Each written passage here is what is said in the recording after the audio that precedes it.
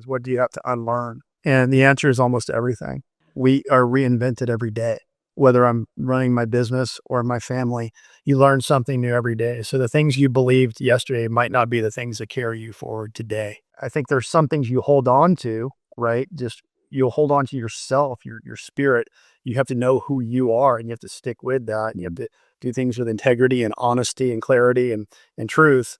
But I do think that you have to be open to the fact that you don't know what you don't know. And we don't know more than we do know in life, right? Every day, I learned this as a husband. I learned this as a father. There's just certain things I don't know. You know, I have a son and a daughter. And so, yeah, I think you relearn everything. I think we're a reinvention. Every morning we wake up and our feet hit the floor and we're blessed to have oxygen in our lungs.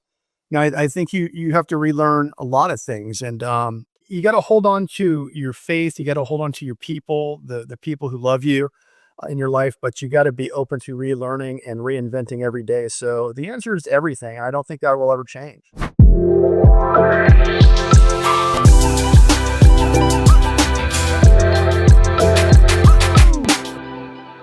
Welcome back to the Root, Realign, and Rise podcast, where we explore what it means to root in truth, realign with what matters, and rise with responsibility and leadership in life.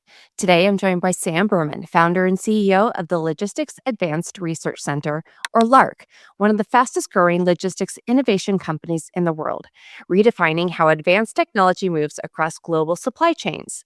But Sam's work is not just logistics, it's about psychology. After hitting a personal breaking point that forced him to dismantle and rebuild his own identity, his own emotional framework and leadership architecture, he emerged with a new foundation, one that now supports mission-critical systems used by some of the most important companies in modern tech economy. He is also the author of Militant Mind, The Psychology of Building What Doesn't Exist, a book exploring the unseen internal war founders fight while trying to build beyond what's being done before. Sam, welcome to the show. Mairin, really happy to be here. Really excited to talk to you today. Looking forward to it. I have really enjoyed going through your profile. One of the things that I've been so curious, and so I'm just going to jump right in, is your story isn't just about personal growth. You went through a whole internal reconstruction yourself. You said you had to rebuild yourself from before you could even rebuild your own company. So I'm curious what broke. What broke? Was it failure or burnout, pressure? Tell us a little bit about that. Yeah, it was a little worse than all that stuff. I had a pretty rough patch in the first half of my life. I lost my dad when I was 16 years old. Yeah. And that sort of started a trajectory that was pretty rough. Kind of was managing my life on my own at that point, and just kind of dealing with the emotions of that, trying to make it through. I was growing up in Los Angeles at the time. I was trying to make it through the sort of craziness of all of that, trying to get myself through college. I had a very promising football career at that point. I had to kind of give it up. So that was pretty tough for a young man because I was working. I had to kind of make ends meet. Not even 8 years later, I lost my mother to cancer. And in the middle, between all of that, I was just dealing with a sort of a pretty rough emotional patch, pretty tough relationship I was in with someone who ended up having some pretty significant mental disorders and just a lot of things really hit me and brought me to my knees at one point. I ended up finding myself with nothing, kind of just emptied out, and pretty much lost everything. I was pretty much at rock bottom in terms of just emotionally, financially, spiritually, and found myself just kind of emptied out. I was about 26, 27 years old at that point. I had a career in Silicon Valley going on, but that kind of thing doesn't really bring a whole lot of joy to one's life.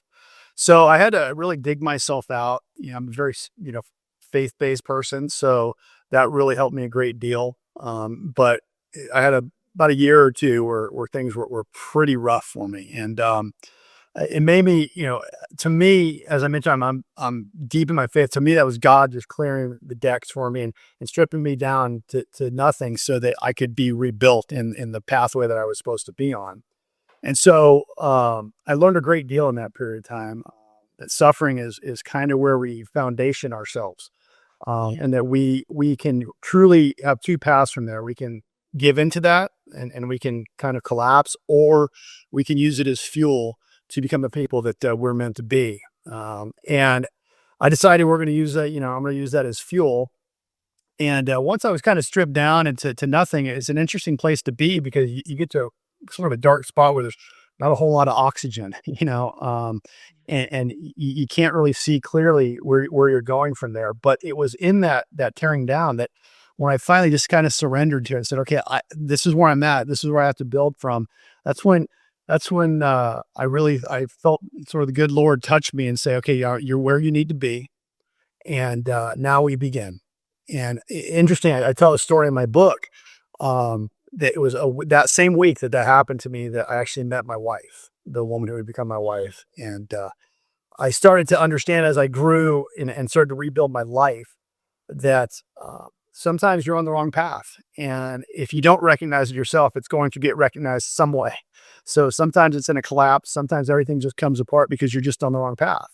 And I found that was the case here. But that sort of, as you say, I was rooted in that and I had to realign, right? And as you say, I rise, right? So you have a choice in your life. And I chose to rebuild. I chose to remake myself and I chose to go after my dreams. And since that time, I had a career in the Silicon Valley. I've started a number of successful companies and, 10 years ago, I started LARC and it's been an absolute grind. I'm not going to lie to anybody. This kind of thing is not somebody, that's easy, but, I think it takes that kind of collapse. I think it takes that kind of suffering to awaken yourself and see clearly so that you can have the strength to overcome and to let go of that fear that people inherently have, and to really be true to yourself and to know who you are. Right. I mean, that's the best way to know who you are is to strip all the nonsense, all the fairy tales that you sort of tell yourself.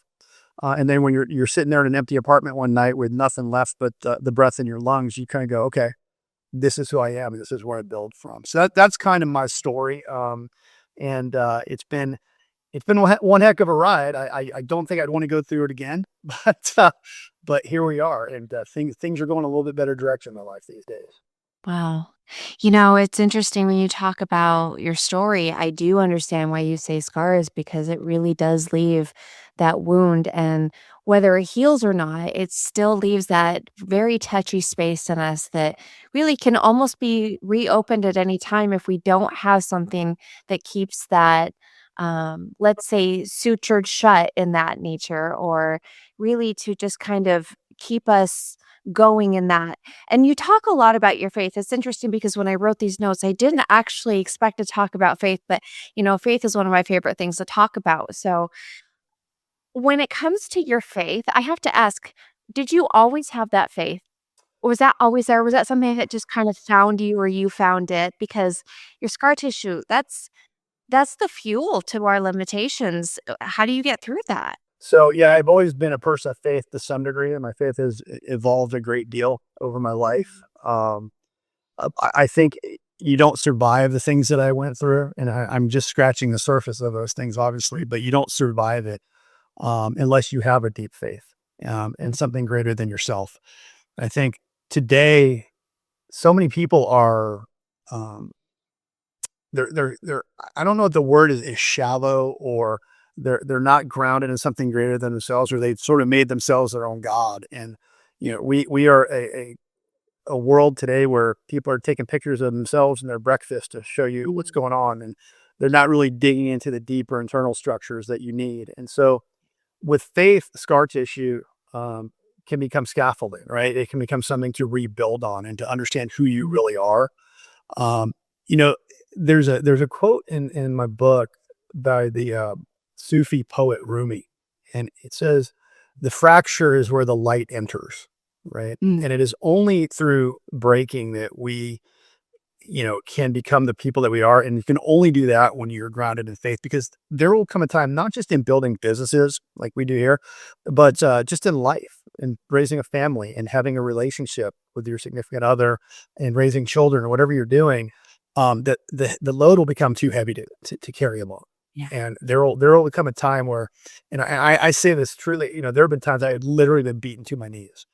And so I decided if I'm going to be on my knees, I might as well have a conversation down there, right? That I just stay there and wallow in it. So I became deeper in my faith when these things happened to me. It didn't make it easier sometimes. In fact, oftentimes I find with faith, in my particular Christian faith, I have, there's times when you pray for something and it doesn't seem like anyone's listening, but I think it's more like um, you're being left there to start to understand who you are.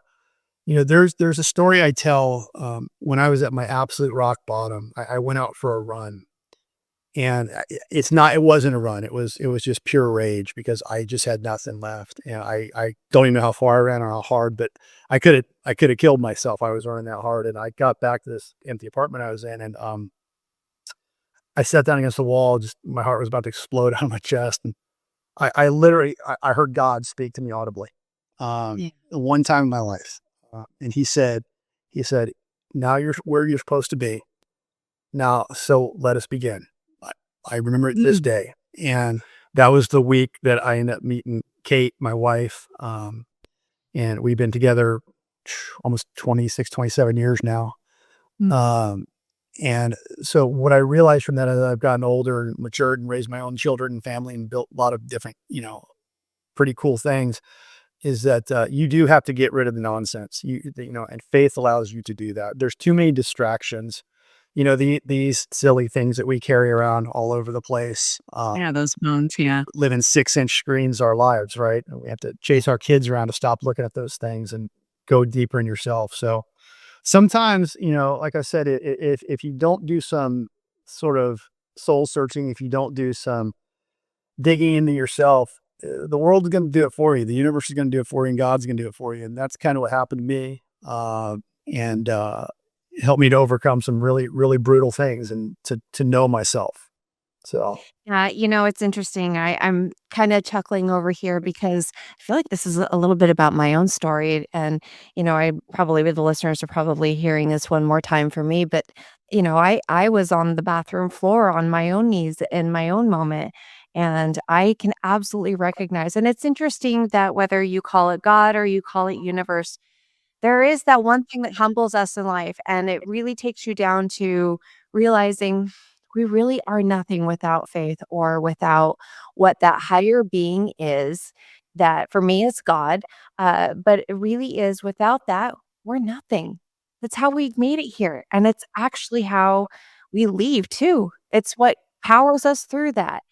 Um, so along the way, you have your faith and you've had to really learn how to work with all of that. What were some things that you had to unlearn and beliefs that you had to die from? I mean, I'm sure some things had to be let go. someone else in another interview asked me the same question recently. I said it's literally my favorite questions. What do you have to unlearn? And the answer is almost everything. Uh, we are reinvented every day. Uh, whether I'm running my business or my family, you learn something new every day. So the things you believed yesterday might not be the things that carry you forward today. And so I think there's some things you hold on to, right? Just you'll hold on to yourself, your spirit. You have to know who you are, and you have to stick with that. And you have to do things with integrity and honesty and clarity and truth. But I do think that you have to be open to the fact that you don't know what you don't know, and we don't know more than we do know in life, right? Every day, I learned this as a husband. I learned this as a father. That there's just certain things I don't know. I have a son and a daughter, and so it's a very different experience, both of them, right? So what I might say to my son, I say to my daughter, and I go, "Oh, that didn't work." So, I've got to learn something new there. So, yeah, I think you relearn everything. I think we're a reinvention. Every morning we wake up and our feet hit the floor, and we're blessed to have oxygen in our lungs. I think you have to relearn a lot of things, and so you got to hold on to your faith. You got to hold on to your people, the people who love you in your life, but you got to be open to relearning and reinventing every day. So the answer is everything. I don't think that will ever change. Yeah. There's a difference between performing strength and rebuilding structure when you're in those type of moments. How do leaders like you know when you're performing resilience rather than just reconstructing yourself in those rebuild moments? Oh, you can feel it. You can feel authenticity on things. Yeah. You know, um, I mention these, I'm very upfront about my life to people. I mention these things, so I've been brought to my knees. Then, you really know then. I was talking to my son one day, and he said, when I pray, Dad, I don't necessarily always hear God speak to me. And I said, son, if you hear God audibly speak to you, there's something has broken. That's a very rare situation. And I think you just feel it, right? A lot of people do perform sort of this motivation or, someone asked me recently, is a motivation it's positive thinking. And I said, no, no, it's so much more than that, right? It has to be obsession. It has, so you know who you are. And when you're building things, I personally don't perform, I don't perform those things. If I feel it, you're going to know it. So I think the answer is you just know it because you know it. You feel it in your gut. You feel it in your nervous system. You feel it in your soul. And the truth is, a lot of people, man, they think that they can perform this. I'm struggling or I'm having problems. And people who have really gone through stuff kind of look at that and say, "Wow, that's not really a problem." I'm upset because I didn't get the class I want, or upset my car's red and not blue. Yeah. Those kind of things aren't real problems. I've traveled the entire world and I've seen real suffering. And so you know it in yourself when you feel it. And you also, as you get older and you mature and you get deeper in your faith, your spirituality, you know yourself and you know your truth. And you also, this is interesting too. You start to recognize in other people when they're not being true to themselves, when they're being false. You can see it, you can feel it off of them. And I think people with faith are very empathic. I think they feel other people's emotions. So they know truth and they know integrity, especially if you've been someone in your life who's gone through difficult relationships or betrayals or, where the floor has fallen out beneath you. Those moments are meant to give you a gift of insight and to be able to feel things more, not only with yourself but with other people. Like I can spot disingenuous people very quickly. You know what I hear from some of that, interestingly enough, when I hear you talk about this, it goes back to that what you said earlier about what we think we know, we really don't know. And I think that we all go through phases and moments of our life where we're constantly growing and evolving, whether that be through faith, our self identity. And a lot of that is like a control. Like we think as humans, we control everything. And I think that's a great story. Control nothing. right. So I think as we're performing resilience, we're humbled by the fact that we're not in control. And when we're reconstructing ourselves, we're not just releasing that control. What I really hear in a lot of that, and not just your story, but in so many others, including my own, is that we're more open to allowing ourselves to grow through that lack of control. And I think that that is such a builder of who we are. It changes things for us. Tell me about LARC. LARC, I've been fascinated to hear about because I know that's something that you've built yourself. It redefines how mission critical tech moves globally. I mean, it affects our entire world. And packages have kind of evolved through the years and how everything has changed because of LARC. So, what did you see that others didn't in order to build that? Oh, I hope your listeners are prepared to talk about the sexiest industry in the world, which is trading, right? But it becomes kind of sexy when you look at the size of it and how big the industry really is, how much of an afterthought. I drew it from, I came up with the idea while I was at lunch with a gentleman who runs a large wood creating company. And he told me he was shipping out these server racks. And I said, well, why don't you put a big toilet paper tube over the things? You know, and he went to the restroom and I actually grabbed a napkin, which I have framed on my wall back there. And I drew a picture of what was a modular creating system. And it ended up becoming sort of the birth certificate for LARC. And LARC's actually an acronym. It means Logistics Advanced Research Center. And it was originally made to make these creating systems to move server racks because the industry is so huge. And that was about, 11 years ago now I drew that picture. And as this developed, we have had other companies come to us and say, oh, I would love to use your reusable creating for sustainability because it's more protected, it's bleeding edge. But the interesting thing is we're replacing an industry that's, I kid you not, when I say it's 4,000 years, people have been using wood crates. They find them in Egyptian tombs, right? The only difference in that one is it's in a museum in Cairo, and the one you just used that costs $2,500 is in a burn pit in Indonesia, right? And so, what we did was just rebuild an entire entrenched industry from the ground up. And so it's taken us years because people have this idea that that's how we've always done it. So you have to overcome that inertia of what has been, right? And so now we've got, in the last few years, we've got a whole lot of traction, and now we work with the largest companies in the world. They call us to help them solve their packaging problems, which doesn't seem like a big deal until you realize they're moving 100,000 of this product, right? And it's not like we're making a package for an iPhone. We're making a package for something that weighs 4,000 pounds and is going to be shipped, halfway around the world, and then we're going to bring that package back and reuse it 500 times, right? So it's a much better paradigm, and it's much better for the environment. It's much more protective. They're smart. They're easier to use. They're safer, that type of thing. So we really are kind of a extraordinary company in a sense because we built a hard product off of a napkin sketch with a founder who kind of comes from nothing, doesn't have a college degree, is just nothing but grit. We've got an amazing team. I would never say I did this myself because my co-founder, Chris Taylor, he's a mechanical engineer out of Vanderbilt.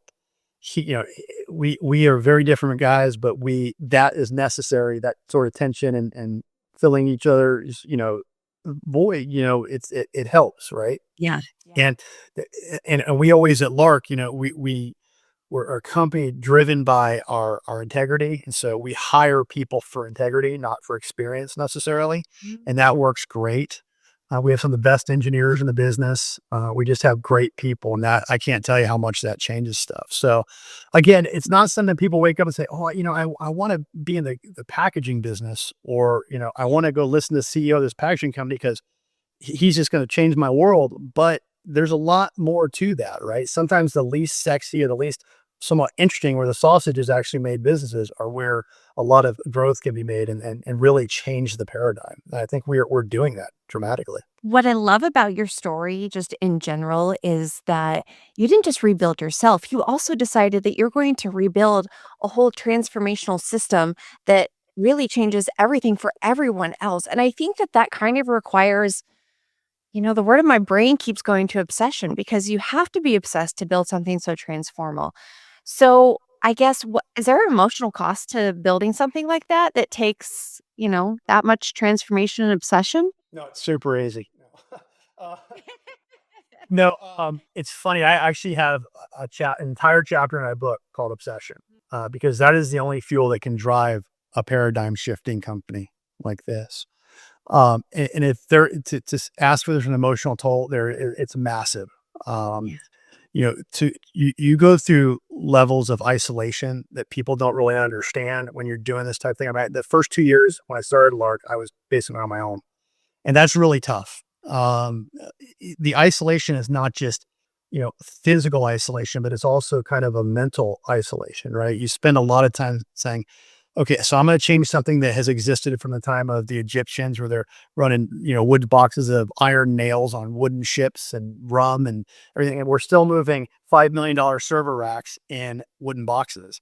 And my thing that I tell people is, if we were all blessed enough to buy a Bugatti supercar and it got delivered to us in a wood crate, we'd be very unhappy about that. And yet we will move a server rack that drives, some of the world's most important data. We'll put that in a wood box that we cut down trees and processed it with tons of chemicals and glues and, fuel and all kind of stuff. And we're going to throw that away after one use, right? Here we are in 2026 and we're still doing that, right? And yet we'll put trillions into the thing in the box, but we won't do anything to improve the actual box. So, but to get back to your original question about, does it have a sort of an emotional cost? It certainly does. Obsession is the thing, right? It's the only thing, and it's almost to an unhealthy level, at least initially. The thing about being a founder of a company, and I like to kind of parse this. If I was starting, a retail business or a franchise, or my classic example I always give is a donut shop, right? It takes effort and time. But if I was doing it, or LARC, they'd be the best donuts in the world. But the thing is, what we're doing is upending an entrenched industry that people have used for hundreds and hundreds of years. Yeah. That's a different type of founder. That's a different type of grit and grind. It's a different sort of level of focus. And it's a different path of emotional pain that you're going to go through because a lot of doors get slammed in your face. Mm. And it takes some time to up in that until you get those first you kind of claw your way into that first big deal. Because the way it's always been done, I always tell people, you want to make me angry, tell me that's the way something's always been done, right? That doesn't move the world forward. And my classic example of this is we today in 2026 could build the best horse and buggy system in the world, but nobody wants it, right? That doesn't move us forward. But moving us forward has a lot of roadblocks because people don't want to change necessarily. Life is easy. We've come up with a system that's easy enough to use. Why, upset the apple cart? But we upset the apple cart because we need to be able to move the world forward, right? And that's just it. But those are things that are going to take an emotional toll. It's going to cost you sleep. It's going to have those nights where I'm doing the best I can, where you've got rejected for the 15th time that day. So the emotional toll load is you better believe in yourself at a level that is almost shockingly arrogant, but also be humble enough to drop your ego when that's necessary. I imagine that's where the faith kind of comes into it as well, is that you believe in that faith that you'll be taken care of as you're building that obsessive component or whatever it is that you're building in order to get there. If I had $1 for every time I had that conversation with the good Lord about that, like, you've got me on this, right? I don't think I'd have to start companies because that is something I ask, almost every day. You got me on this, right? And so far so good. Not that everything's been easy, but the faith component definitely is a bridge there. Because there are days this gets really hard, but there are days that point too. How does that faith function in rooms where there's so much logic and engineering? Because, I've got a good friend, he's an engineer and he's a very different mindset. And so you put a creative and an engineering mind together and it's a mix, it's a crazy mix. How Well, does that work? it's just two ways. One, you live your life as an example, right? Yeah. And people see you and they'll ask you, hey, what is it you're doing that's got you moving forward and feeling healthy and so forth. Um, Do your teams, are they as faithful as you are in that or do they? Strangely, every single one of them. Yeah. And I think that's just because that's like a magnetic attraction, right? I also much to say strangely, I just think it's kind of like where I am in the world and also just kind of who I am and who I'm around, right? So Yeah. You are, for you attract a little bit too, I imagine. yeah, I mean it is magnetic, right? So Yeah. um it's part of if I'm in the room with an engineer who has a wholly different mindset, I'm not going to change who I am. And that's really important. I think it's critically important as a human being, as a man, as a father, as a husband, as a leader, as a business leader, that you have to be very true to yourself. You don't change for other people. Let yourself be in the example, but be open to other people what they have to say. But if there's an opening to share what I believe, or I think it's apropos to the situation, I will do that. But that, at the end of the day, business is still business, and we're here to do business with one another. So whether you believe what I believe or don't believe, that's not the point. We're here to solve a problem together. If you want to know more about my faith, I'm always happy to sit down and talk to anybody about it and listen, because I'm a good person to talk to. I've Yeah. been broken down and had to use that fuel a lot. So yeah. I love it. Tell me a little bit about the militant mind, the psychology of building what doesn't exist. Tell me about that. Yeah, yeah. So the title is interesting. I Rage Against the Machine. You're familiar with them? Of course. So I told the story there. My son used to play lacrosse. He's in college now, but he used to play lacrosse. And one of his pump up songs was from Rage Against the Machine. It's called Bomb Track. And one of the lines is thoughts of a militant mind. And well, it seems like just a song lyric. It opened up a great conversation between my teenage son at the time and myself about what is a militant mind? What does it mean to be focused and hard charging and believe in yourself and not listen to the distractions and noise and the naysayers out there. And so I just love the concept, and I love the idea that it opened up this great conversation between father and son. And so the subtitle of the psychology of building what doesn't exist is the idea I was kind of touching on earlier, which is, we're not running a donut shop or a franchise here. It takes a different psychology to build what doesn't exist, to pull it out of your heart and out of your head, something that you drew on a napkin, and then make it real in the world. And not just make it real, but make it so real that it's now enterprise level products and enterprise level solutions. That doesn't happen every day. And at our Christmas party this year for LARC, I told the story to my team. One Friday afternoon, I was talking to my co-founder, Chris, and I said, "Man, I can't believe what we've accomplished. We're just a small company in Nashville, Tennessee, and yet so-and-so just called us, or, I just got off the phone with the guy who runs the, logistics for the military." That, no, no, no. And, so after I got off the phone, I used an AI system. I put in everything we had accomplished at our little company here. And I said, what are the percentage odds that we pulled this off? Right. And it came back and said, roughly 0.4%, 0.4%. I said, okay, that's crazy, but let me put in some other parameters. Okay. Now I'm going to talk about myself, CEO, founder. This is what happened in my life. No college degree, no real huge connections. Well, it said, oh, well, in that case, it's less than 0.1%. And then it asked me a question, which I've never seen an AI system do this, but it said, did you actually do this, or are you just asking? And I said, no, we actually did it. And it said, you are in rarefied air. You and your team are extraordinary. And I told my team this story, and I actually showed them the original napkin, which I have framed now behind me. Yeah. And I got emotional about it. I said, it is from where I come from. I come from a middle-class family. My father was a New Yorker he was a Vietnam vet. My mother was a West Virginia hillbilly. I lost them both very young. That in itself, my father being from New York, my mother being from West Virginia, meeting in Chicago is a miracle in of itself. But me going through what I went through, having enough, stamina and faith and conviction in myself to go and build this is pretty emotional thing for me. And so, Yeah. I just told my team what extraordinary human beings they are, because the odds of us pulling this off are so astronomical that only people of great faith and extraordinary will and devotion and grit could have pulled it off. And we could not have done it without faith. And so that was a very important turning point in my life, that moment. So, Wow. yeah. I kind of have chills. That's pretty incredible. Not often do you hear AI not just give you results, but tell you kudos. So that's Yeah. pretty cool. It was a little weird.